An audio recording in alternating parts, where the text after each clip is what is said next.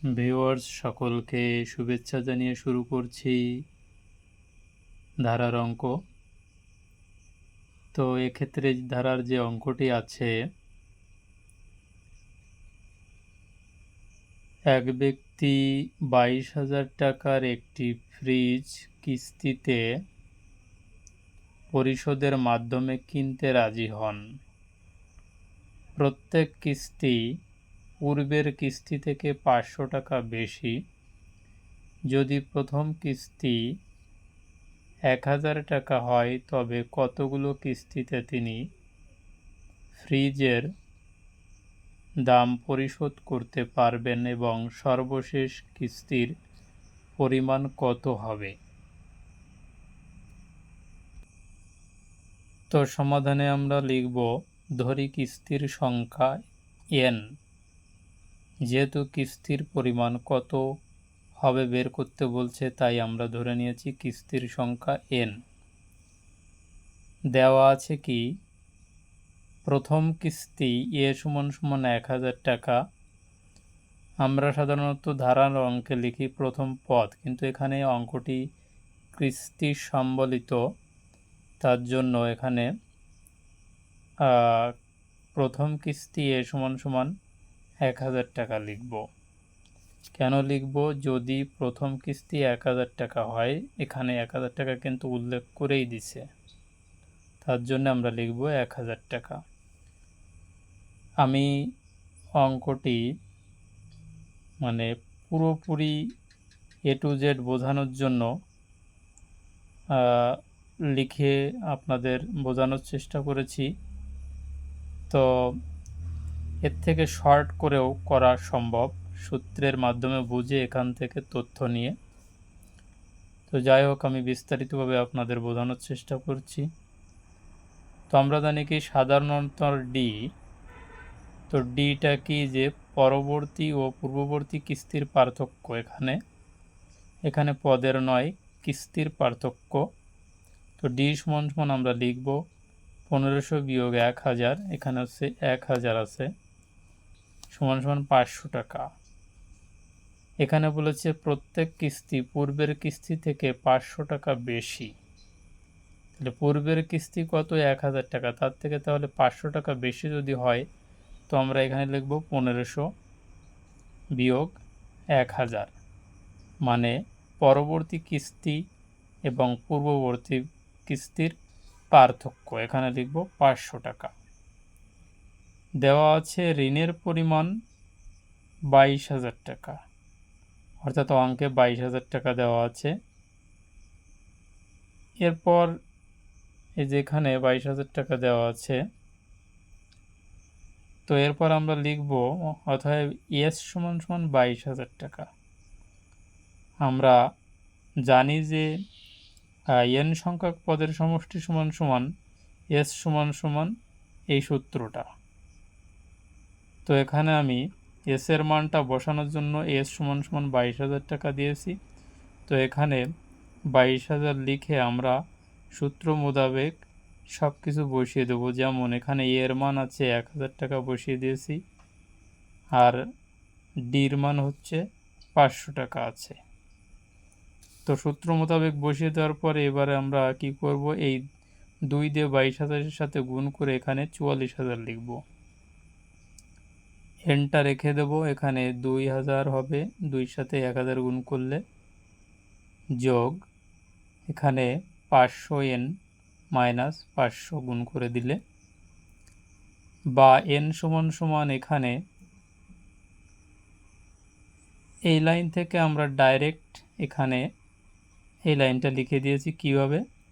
n into এখানে 500nটা আগে আনছি, এর আগে একটা যোগ চিহ্ন আছে মনে মনে, তো প্লাস মাইনাস করলে এখানে প্লাস 1500 হয়, সমান এই 44,000 এর পাশে নিয়ে গেছি।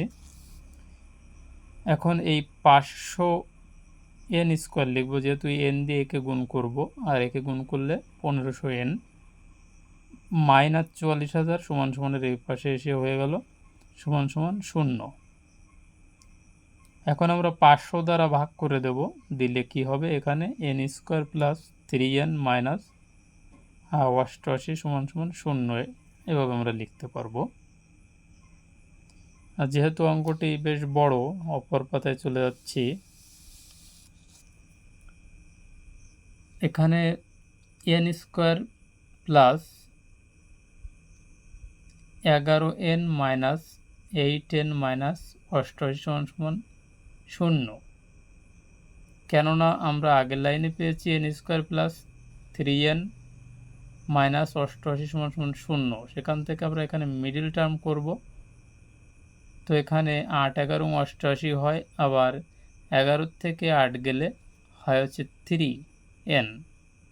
তো মিডিল টার্ম করেছি, করার পরে এখান থেকে আবার n কমন নিয়েছি, আবার n রেখেছি, n প্লাস 11 মাইনাস 8 কমন নিয়েছি, এখানে n প্লাস 11 হবে, এখানে প্লাস চিহ্নটা দিতে হবে, মাইনাস দিয়ে রাখছিলাম ভুলবশত। তো এখানে মাইনাস থেকে আমরা প্লাস করে দেব, সমান সমান 0। n মাইনাস 8n প্লাস 11 সমান সমান 0। এবার n মাইনাস 8 সমান সমান 0 বা n মাইনাস 8 সমান সমান 0 ব্র্যাকেট উঠাই দিলাম।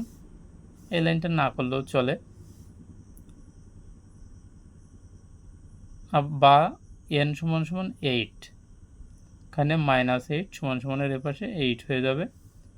আবার n প্লাস 11 সমান সমান 0 বা n প্লাস 11 সমান সমান 0 বা n সমান সমান এখানে 11।